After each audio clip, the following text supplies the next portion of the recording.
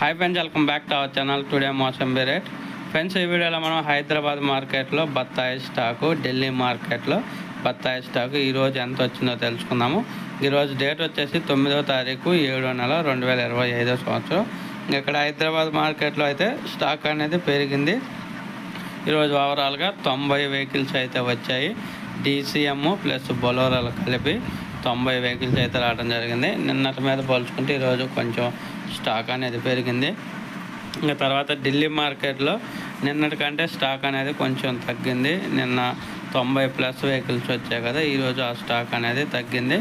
ఢిల్లీ మార్కెట్లో ఈరోజు మొత్తం 78 వెహికల్స్ అయితే వచ్చాయి. 78 వెహికల్స్ అయితే వచ్చింది.